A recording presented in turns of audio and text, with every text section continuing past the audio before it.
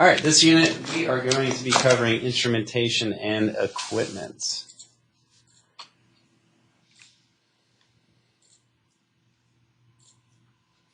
All right. So we're really going to just be talking about Zone 4, basically our MRI suite. So there are several components here. So we have our magnet, we have our radio frequency source, our magnetic field gradient system, our image processor, which could be technically in Zone 3, and then you have your computer system, which definitely is in Zone 3. So we're going to be kind of going over each of these things. All right, so our main magnet, we talked about this in our first unit in physics. This is where we have our 1.5 or 3 Tesla, where it's going to be aligning those hydrogen protons, our nuclei, into low energy or high energy states. So what are all the names for low energy? Spin down. Spin up. Oh, spin up. Spin up, parallel, or obviously low, and then high energy, anti-parallel, or spin down. What is quantum physics? Which one is quantum physics? What are we talking about when we're talking about quantum? Energy levels. What are we talking about in classical physics? Spin up, spin down, or parallel, anti-parallel. Good. So at a 1.5 Tesla, which one has a bigger net magnetic effect, a 1.5 or 3 Tesla? Because of, it's going to take a lot more energy to oppose that static magnetic field. So at the 3 Tesla, we're going to have more spin-ups. All those magnetic moments add up to a larger magnetic vector. Got that? All right, and then our second magnetic field is our RF, or our radio frequency source. So this is where we're applying RF excitation pulse.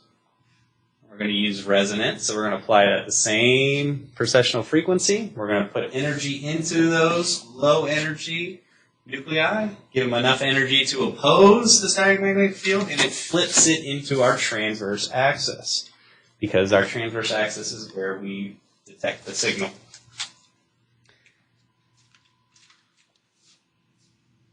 So this is achieved through resonance.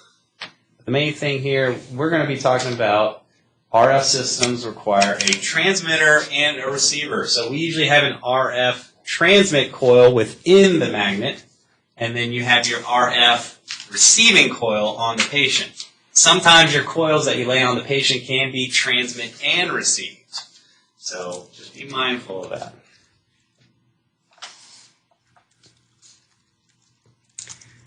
Our third magnetic field are our gradient magnetic field, also called what?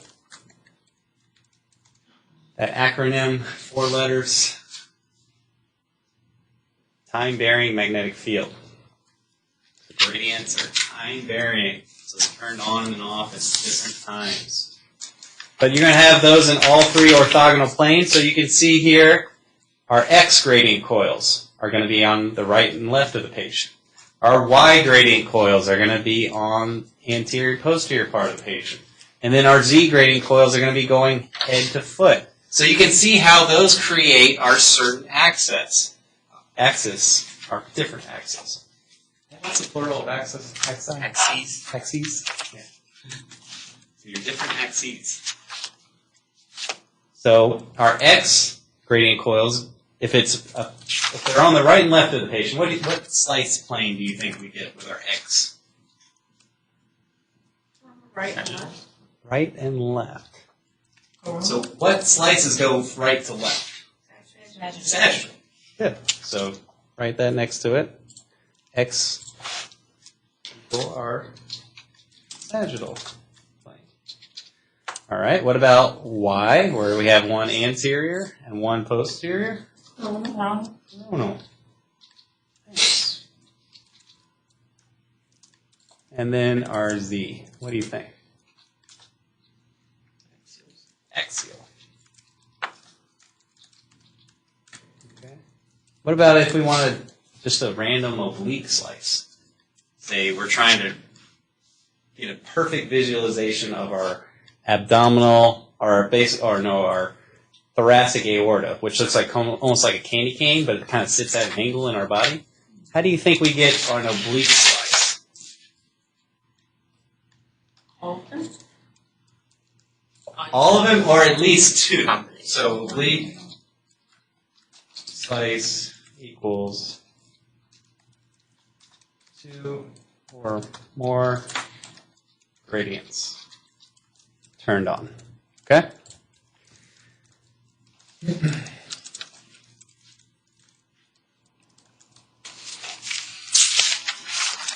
So before we apply our gradients, our precessional frequency is going to be basically like a straight line going down the middle of the magnet. But after we apply, say, the Z gradient, one side of the magnet's going to be stronger than the other side of the magnet because you're applying now two magnetic fields. So usually you have more voltage on one end than the other end. So you get what we call a linear magnetic field. So this is how it starts to set up for our spatial localization, because you can do that in all three axes. So you get three linear planes in all three axes. And that's how you start to zone in on different precessional frequencies, and we can select a certain slice, and we can actually select a certain voxel if we really needed to for things like spectroscopy. If I get close to this button, Sean, don't hit that button. It's really close to the erase button, so try not to hit it. All right? Our image process. So we don't really need to go over this too much, but the main thing you need to know is basically the image process changes the signal received by the receiving coil on the patient. Basically, it changes it from a just pure signal to a frequency distribution. But this is done through a mathematical process known as the Fourier transformation. So anytime you talk about the image processor, always relate it to our fast Fourier transformation. It's changed from what? Pure signal to... Yeah. Signal to frequency.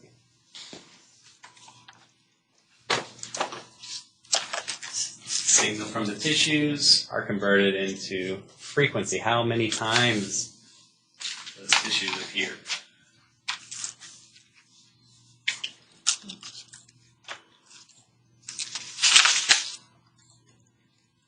And then what you actually see on your computer console. So this is the interface where you're able to adjust your, what parameters? Intrinsic or extrinsic? Extrinsic. Extrinsic, yep. And then you see all your images in all three planes. And most of the time you start off with all three planes with your localizing scan. Because you do a quick localizer in all three planes so that you can really start to set up your slices.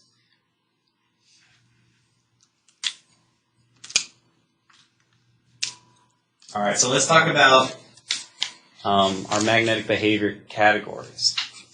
So you've probably all seen this before, but we have diamagnetism, paramagnetism, and ferromagnetism. Diamagnetism, you have an absence of B sub 0. Diamagnetic substances show no net magnetic moment in the absence. So when introduced to the static magnetic field, a small magnetic moment is present that opposes B sub 0. So we're not actually attracted to the magnet, but we could actually repel B sub 0. So it has a -1 value. So here we have our very homogeneous magnetic field, meaning it has the same precessional frequency from, say, the feet towards the head. We incorporate a diamagnetic substance into that homogeneous magnetic field, and it actually starts to repel. These flux lines start to repel that diamagnetic substance. So some diamagnetic examples are inert gases, copper, sodium chloride, sulfur, silver. These things actually repel the static magnetic field and give it that negative magnetic susceptibility. Next, we have paramagnetism. So We have an unpaired electron and atom results in the small magnetic moment. And in gadolinium, we actually have 7 unpaired electrons. So it's a very good contrast agent because of that. So outside of our homogeneous magnetic field, we have very straight flux lines. We have very homogeneous field. But then we incorporate that paramagnetic substance, which has a slight attraction to the static magnetic field, or positive value. You can see how those flux lines start to become attracted to that paramagnetic substance. So things like oxygen, because sometimes oxygen can be used as a contrast agent. Inhaling, you have contrast agents that you can inhale.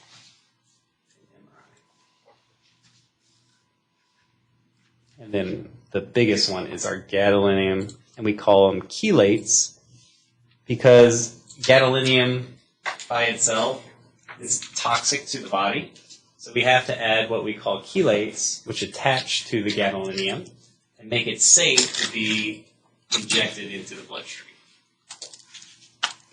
And usually you can have macrocyclic or linear chelates, and typically the macrocyclic agents are more stable, and they've been shown to have less deposition within the tissues. That's a big deal in the MRI community right now is gadolinium deposition. They're noticing that a lot of these patients are starting to retain this gadolinium more than they thought. So remember, gadolinium can be very toxic by itself. So we have to have very stable chelates to basically surround gadolinium so it never actually comes in contact with the human tissue. What's it called when you have gadolinium toxicity? Do you remember that pathology? Maybe heard on the news before? Say it again? The gadolinium toxicity, the pathology associated with it, where your tissues harden, and you could actually, if it depends on what organ, say if it got in the tissues of your heart, it could stop the heart from beating. There's only been a couple cases of what we call NSF, nephrogenic systemic fibrosis, where it's caused death. And that was first noticed, I think, in 2006. And ever since then, they were really cautious about making sure to check your EGFR, your creatinine, because the 2 cases of NSF were because the patient had really bad kidneys and were not able to excrete the contrast.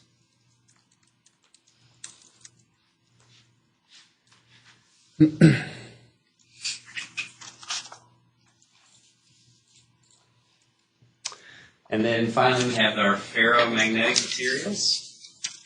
In the presence of the static magnetic field, there's a strong attraction and alignment. And after that static magnetic field actually is moved away from these ferromagnetic materials, they can stay magnetized. They retain that magnetism. And sometimes this is how we create our permanent magnets within the clinic. Yeah? Did you change the PowerPoint? If you printed it out yesterday, I've changed just a little bit. Okay. But I mean, what you have right now should still get you Okay. all the materials. Sometimes it's just the pictures. Sometimes I update the pictures and things like that. So some examples of ferromagnetic materials: iron, steel, and gadolinium in its native state without chelates. Do we bring these into the room? No. Obviously, these can turn into projectiles and harm our patients or staff.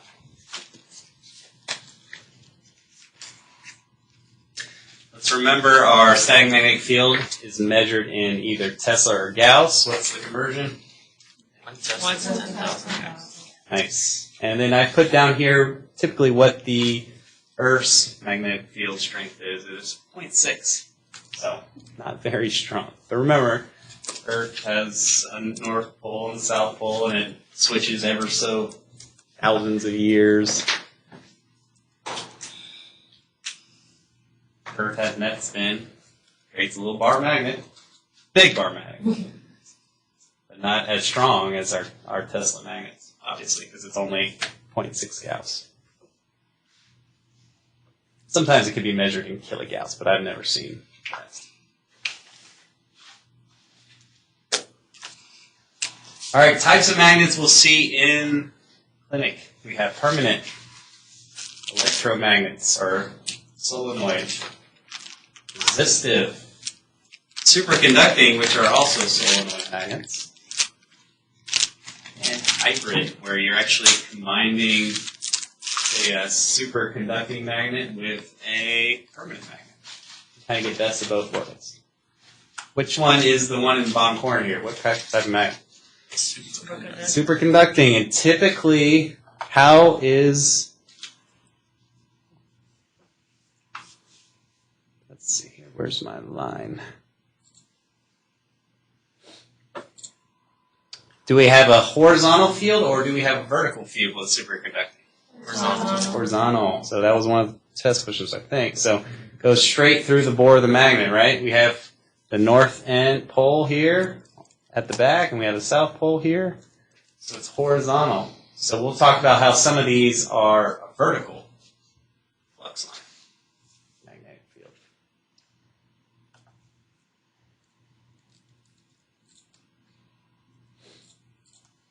All right, let's talk about permanent magnets first. These permanent magnets don't employ those electromagnets. So it's not going to be very loud, obviously. They are equipped with large discs of ferromagnetic alloy. Because remember, with those ferromagnetic alloys, once you put it next to a very strong magnet, it retains that magnetism, right? And it creates what we call not a microscopic, but a macroscopic magnetic field. A very large magnetic field just by basically magnetizing this ferromagnetic alloy.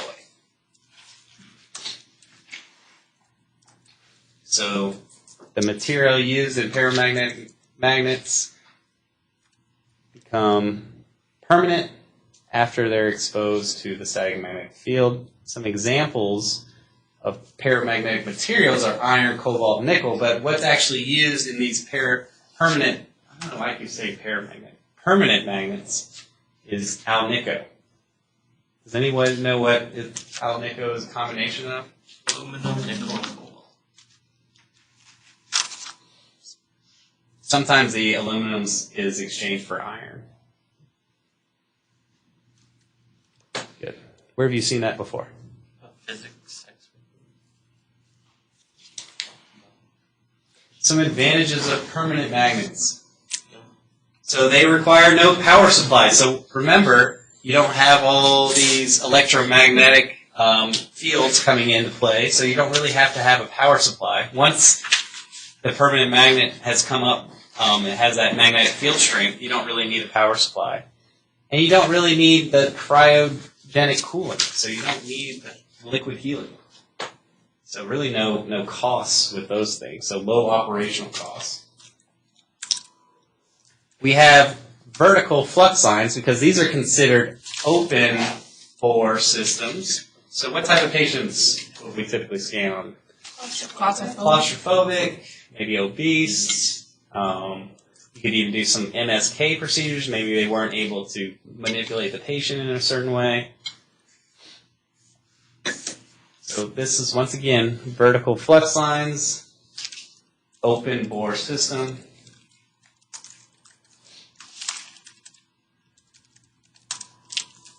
The field strength is not very strong. That's why you see kind of just some random, like a chair sitting next to it. I think that might be MRI safe, but even if it's not really going to get attracted to the magnet that much, just because the Tesla strength is not as strong in these open bore systems. So the maintaining the room is pretty easy. There's little to no fringe field. So remember, our fringe field, our magnetic field surrounding the magnet grows as our Tesla strength gets bigger. So if you have a small Tesla magnet, our fringe field's not going to be very big. So then projectiles, because remember, we have to always be concerned with that 5 Gauss line.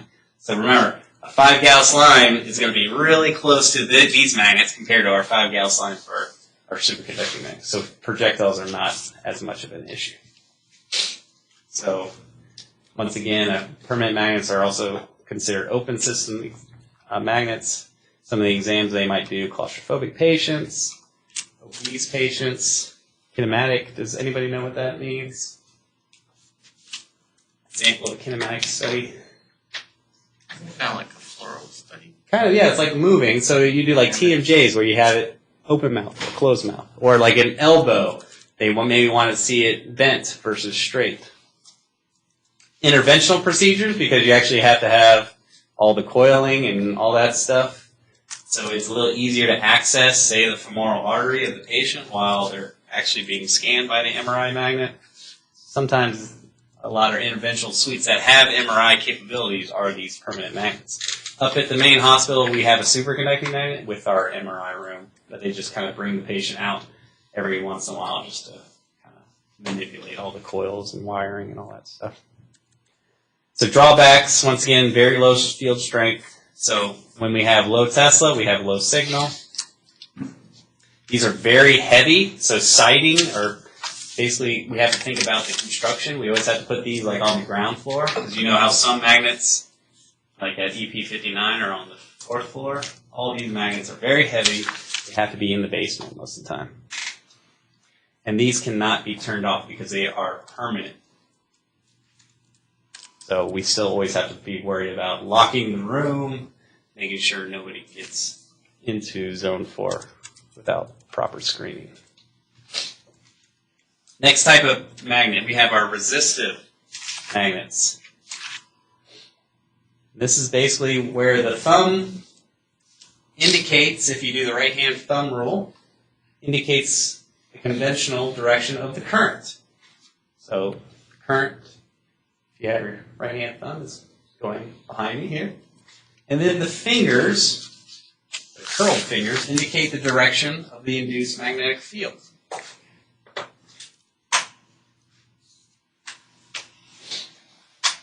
So these type of magnets can either be vertical or horizontal, just depending on how they have the coils positioned.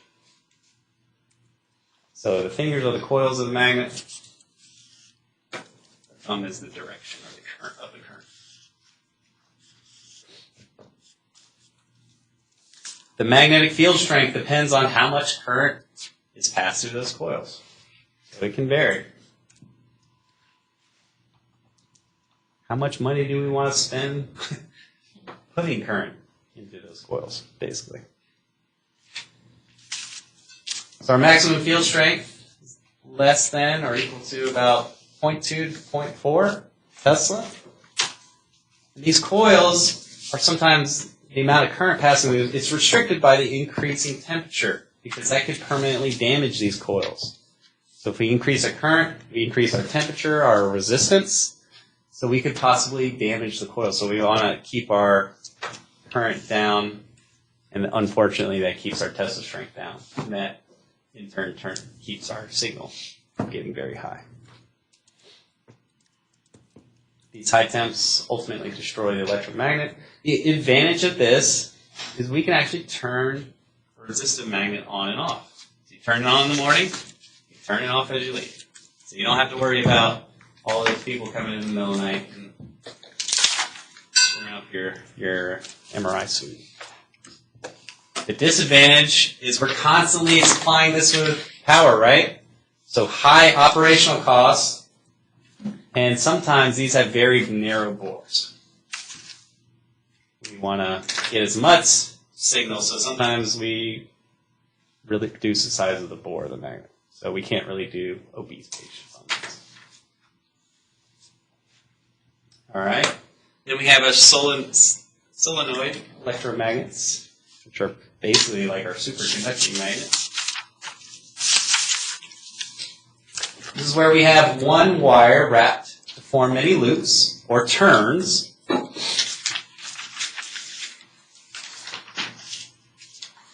And this creates our coil. These have very uniform magnetic fields, and that's very important when we're talking about fast suppression We want to have a very uniform magnetic field. So we want to have a 1.5 Tesla at the feet of the patient. We want to have a 1.5 Tesla at the very head of the patient. The only time we want it to vary is when we apply those gradients, right?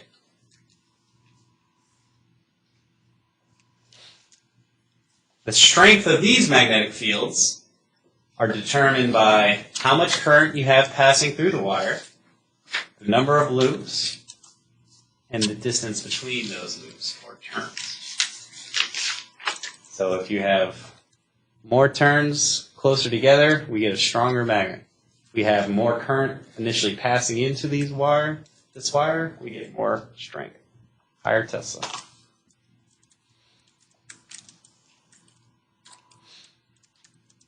What actually happens is we actually get segments of solenoid coils. So we actually have, it's divided into 4 solenoid coils within our superconducting magnets, 4 or 5, and that gives us better homogeneity, because it's hard to maintain homogeneity or field strength along a greater distance. So what happens is we take that big solenoid coil and we just segment it out.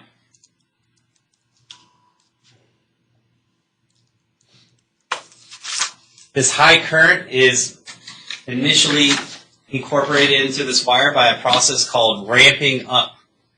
We put current into the coil by a process called ramping up. This is a process of energizing an MRI solenoid coil.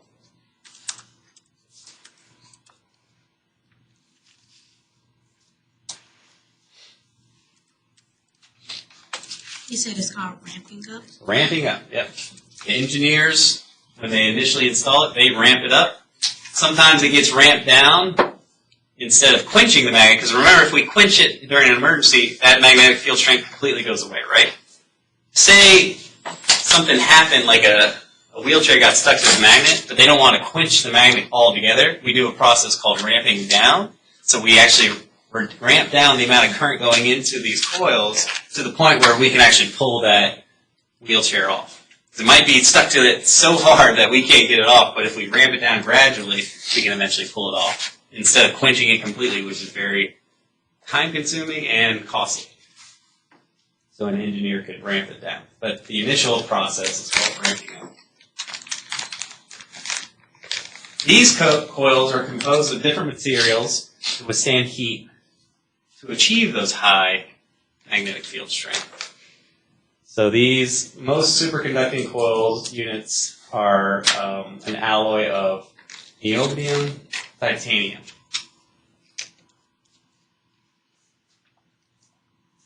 And also another way to reduce the amount of heat and resistance on the coil, we immerse them in our liquid helium. They really no longer use liquid nitrogen, so you can just cross that out. It's mostly all liquid helium now. And these cryogens are cooled to 4 degrees Kelvin. Very, very cold.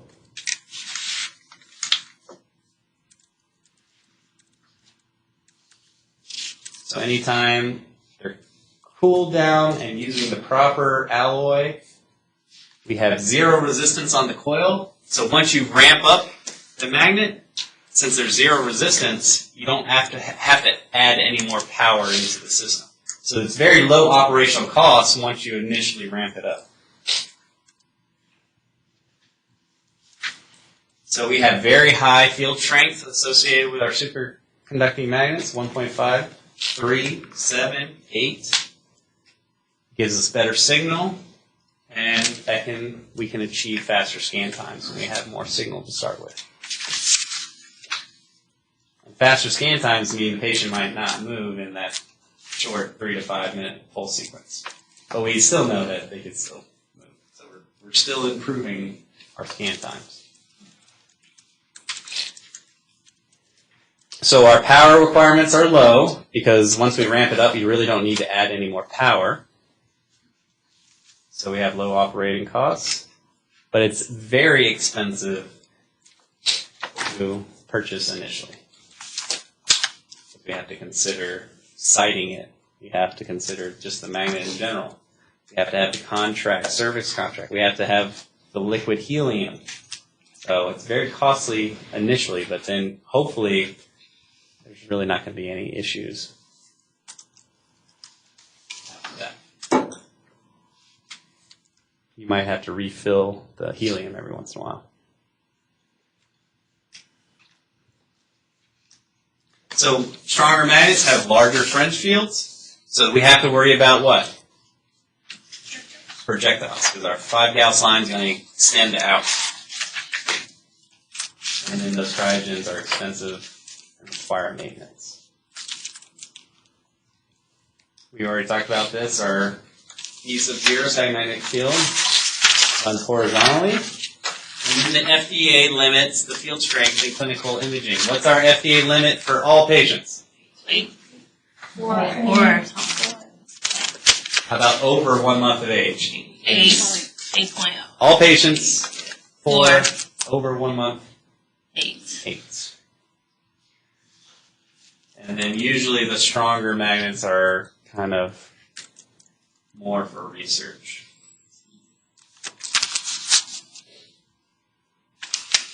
This also allows us to do some really cool MRI, functional MRI, what we call spectroscopy. This is where we're measuring the amount of metabolites within a certain tissue. And say you have a brain tumor. So what we do is we put a voxel over that brain tumor, and then we put a voxel over normal tissue within the brain, and then we compare the metabolites. Sometimes you'll have a drop in calcium, or you'll have a drop in some metabolite that will indicate either the tumor's necrosing, maybe through radiation therapy, or it's starting to grow. So we need to do something, some kind of intervention to reduce the size of the tumor. So has anybody seen spectroscopy when they did their observations? You'll see it more at like MOT. Deborah does spectroscopy every once in a while at the main hospitals, Midtown and the main hospital, and maybe at Johns Creek.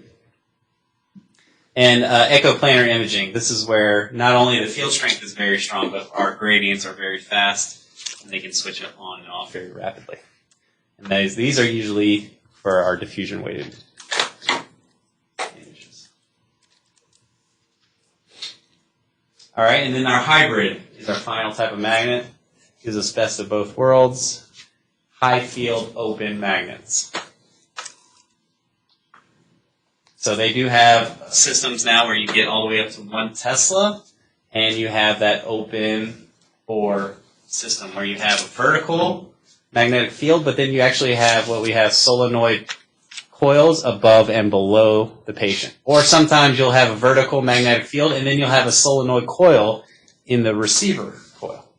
And it's a transmit and receive coil. So you kind of get best of both worlds. So you can see how they're really trying to improve this technology, because a lot of patients are not able to get through the scans because they're claustrophobic or their anxiety, different things. But a lot of times people don't realize, like when they're claustrophobic, when they go to these open bore systems, that there's still something that's going to be right in front of their head, you know what I mean? They think they're just going to stand in a room and something's going to just take a picture of them, right? That's not how it works. But they can extend their arms out and make them reduce their anxiety a little bit. Then you have your niche magnets, but these are really for extremities, orthopedic. So you have basically a superconducting magnet on a smaller scale. So if you're just doing like a knee or an ankle, you can just put the patient's knee or ankle into these extremity coils and get really strong Tesla, high signal, but you can't do a variety of exams. They're really restricted to certain body parts. Fringe fields. So we're always worried about fringe fields when we're talking about the superconducting magnets, because you can see here how the fringe field extends out as your magnetic field strength increases. 0.5, 1, 1.5, and 3 Tesla magnets, and you can see how that fringe field extends out. Anyone who is not screened should never be allowed inside that 5 Gauss line for safety reasons. We know this already. So one way to reduce the fringe field, because fringe fields are are always going to be naturally there with our superconducting magnets. But sometimes we need to site a facility where one magnet sits right next to the other magnet. So we need to reduce the fringe field from extending into the other room. And there are two ways to reduce the fringe field. You can have passive shielding or active shielding. So here, originally, is our fringe field around our superconducting magnet, yellow. And then with passive or active, or even a combination of both, it reduces our fringe field.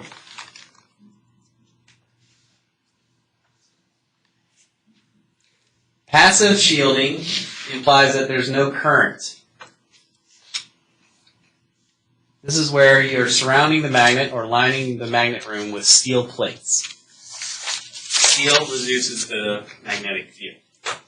This is very expensive. It can be very heavy. So once again, you have to think about siting these magnets on the ground floor.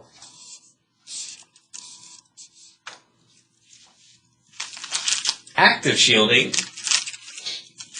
we're using additional solenoid electromagnets. So we have our big solenoid magnet running from foot to head. But then we actually surround these solenoids with more solenoid coils in blue here. They exhibit an equal but opposite effect to the main magnetic field. This results in a major reduction, so more reduction in the fringe field than our passive shielding. So this reduces our footprint of the 5 Gauss line to within a few feet of the gantry, or the more magnetic bore. Gantry is more of a CP term. This is cheaper and easier to site in the facility. So most of the time they're going to be using active shielding, but sometimes they use a little bit of both.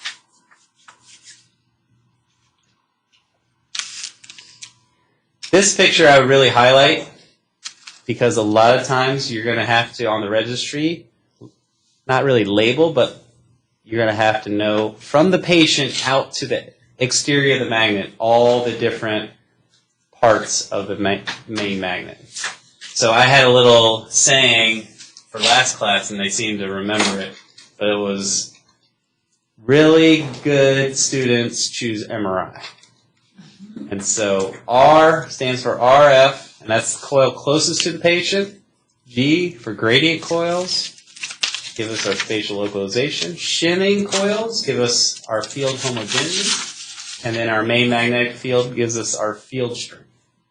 But really good students choose MRI. What's the one with many stars glow radiant? What's that?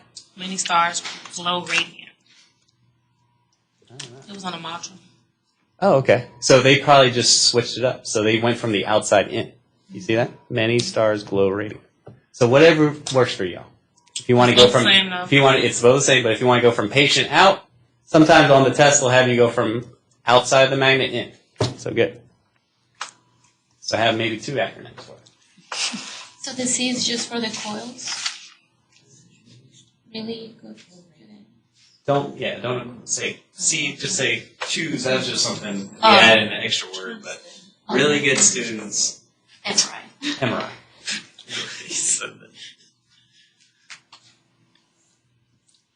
Okay, with shimming, this creates an even homogeneous magnetic field. And remember, homogeneous is really important when we're talking about our tissues decaying and if we're talking about fat suppression. So we really need a very homogeneous field to suppress fat and not have fat appear bright on our images when we're trying to fat out. We fat set in most orthopedic cases of most MSK because if we suppress fat, we're able to see other pathologies a lot better. So we might not be able to see that stress fracture if we didn't suppress the fat. Or the bone contusion because we didn't suppress the fat. So we need to have a very homogeneous magnetic field. Field inhomogeneity is expressed in parts per million. I guarantee that's going to be on the registry. Parts per million is our unit for field inhomogeneity.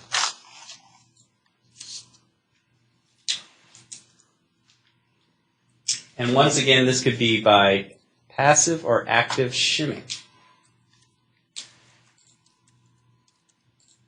So we have passive or active shielding, which is steel, or basically applying an electromagnet in the opposite direction.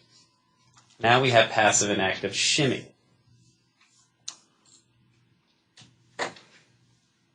Passive shimming, this is performed at the installation date. So once they've installed it, they can't add more shimming.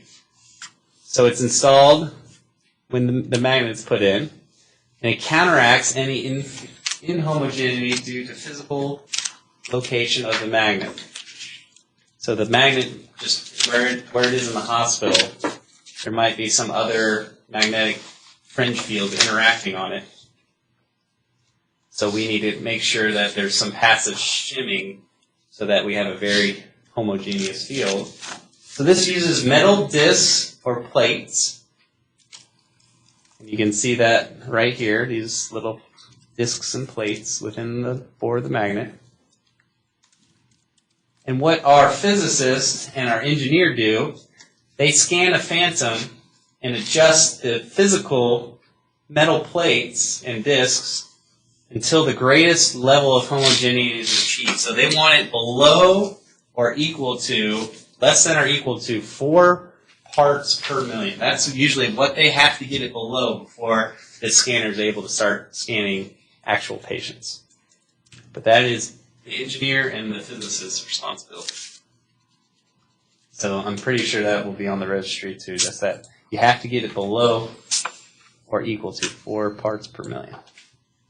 So once again, we're dealing with metal discs within the bore of the magnet.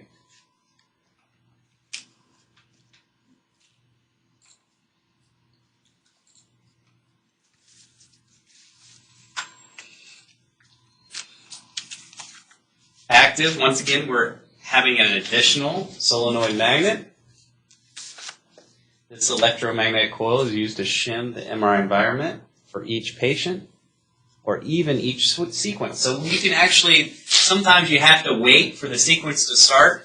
You'll see it written down in the very bottom of your MRI console that says shimming, active shimming going on. You can actually hear it adjusting. And for each patient and before each pulse sequence, it's applying this electromagnetic coil to even out that magnetic field. Because you want it to be as homogeneous before you start the pulse sequence. So sometimes that little delayed phase, and you'll see it in the corner, it says shimming, shimming, shimming.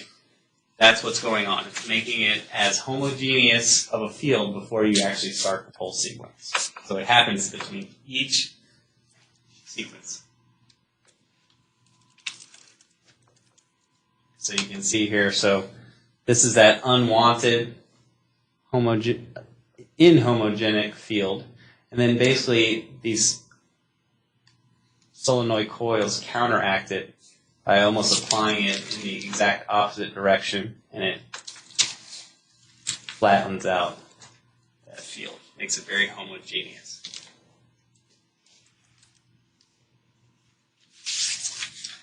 All right?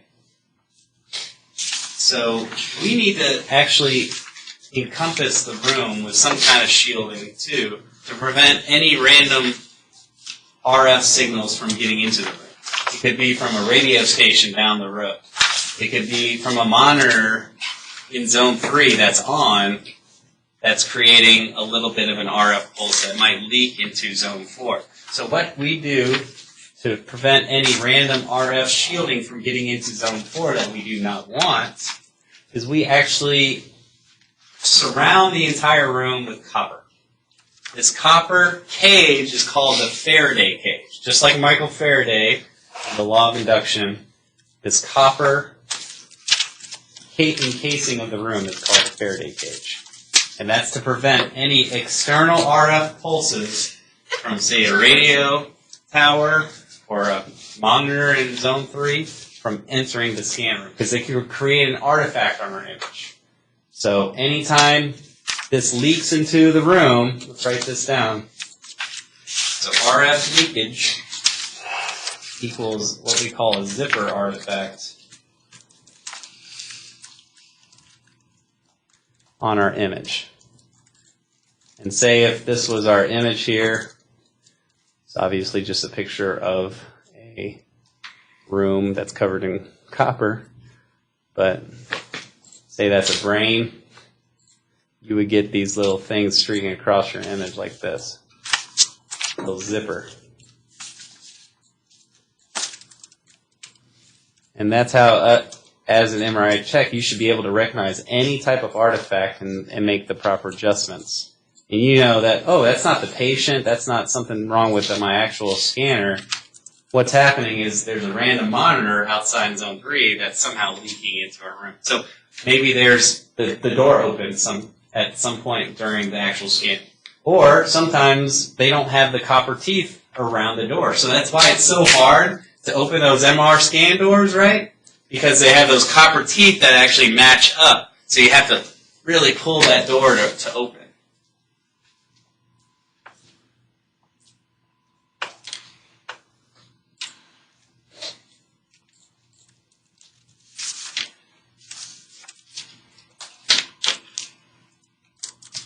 All right, so we've moved on from our RF coils. We've talked about our shim coils. We talked about the main. Let's talk about our gradient coils. These are used for spatial encoding. We're adding another magnetic field. These are powered by amplifiers to produce a linear slope. So we have a stronger magnetic field on one end and a weaker magnetic field on the other. Before the gradients are applied, the patient's put into the bore of the magnet. This is what our field strength should look like. Because of our shim coils, we have a very uniform or homogeneous field strength. So if we measured our field strength here, it should be 1.5 Tesla. If we measured our field strength here, it should be 1.5 Tesla. But then we apply a gradient in the, what axis is this? The head's here and the foot's here. What axis? Z, X, Y. Which one? Z. Z. Z. Head to foot. Z. That will give us our transverse slices. So we would get a stronger field strength, so greater, just slightly greater than 1.5. You could put 1.5, 0.00001. You know what I mean? It's not the biggest change in field strength, but it is something that creates a linear slope. You would want to measure that then in Gauss, because you'll see the variation a little bit better. So then this can be applied in all three directions.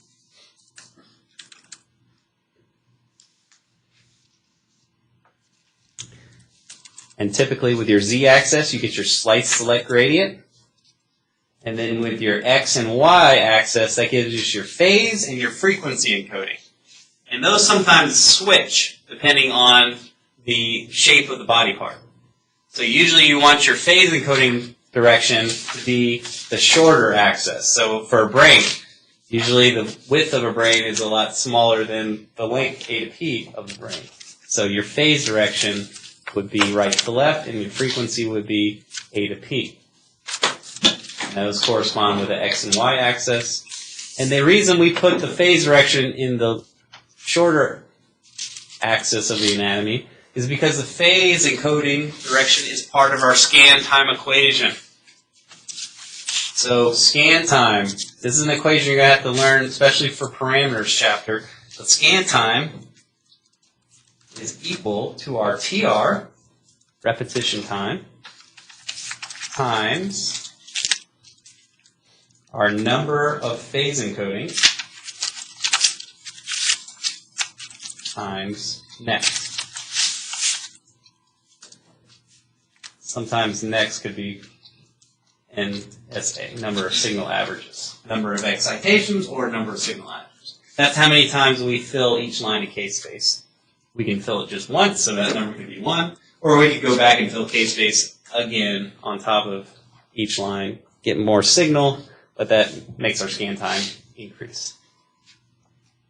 But the reason I'm showing you this is usually we want to put the smaller axis on the phase because we want this number to be as small as possible, right? Because we want our scan time to be as little as possible. So if we have, say, humerus, which way would we want the phase direction to be? superior to inferior, or right to left? Right to left. Right to left. Exactly. And then once again, to get an oblique plane, we apply two or more gradients at the same time.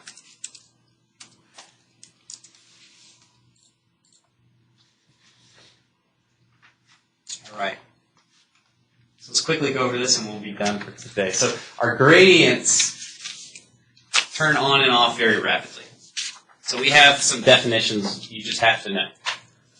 These are always on the registry. You need to know the unit. You need to know the definition.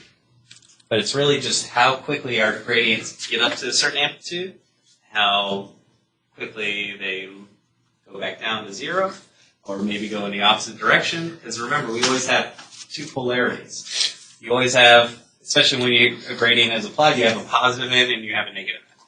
So we're talking about basically how quickly it rises, how quickly, how long it's on. It could be a percentage or duty cycle. So we have these definitions you just have to know. So the first one is gradient strength. This is AKA the gradient amplitude. How steep or strong a particular gradient is. So how, basically the peak.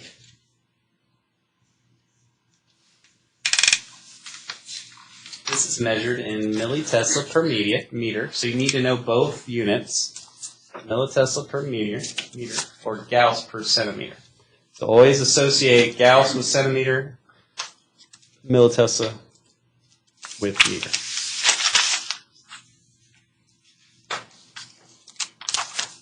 So here is our peak gradient strength. How high? What's our amplitude of that gradient? Gradient speed.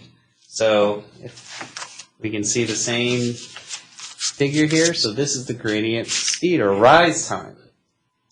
Time it takes for a given gradient to reach maximum amplitude. So the main word in this one is time, because now we're not just talking about the amplitude, but we're incorporating time.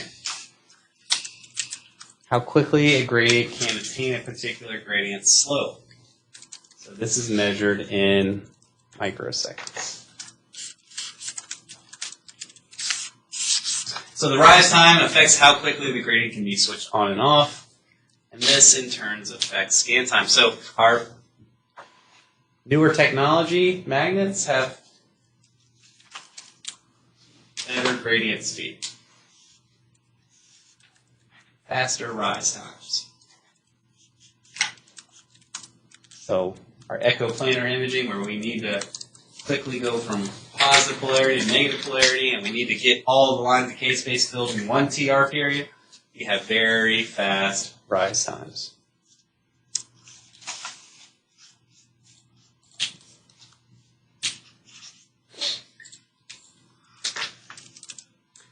Gradient slew rate. This is the time it takes for a given gradient to reach maximum amplitude and what that amplitude is. So we have not just the time, but then we're measuring that time or that amplitude at a specific time. So the strength of the gradient over a distance, so that the amplitude strength and the rise time speed measured together. So we had the gradient strength in millitesla per meter, and then we just divide that by second. So typically you have between 70 and 120, and it can be as high as 200. Remember on that pacemaker assignment, what did we need to keep below when we're talking about gradient slew rate for most pacemakers? 220. Well, I say 200. Less than equal to 200 for our gradient slew rate. So make sure you know all these for each of your, whatever magnet you're working on in clinic. You have to know the answers to all four of these definitions, okay? Because those are going to be incorporated in your MRI conditional, right? You have to look up not only the field strength, but their gradient strength. And what's the last one? Field strength, gradient strength, and RF strength. Radio frequency, how much we're going to heat the patient up.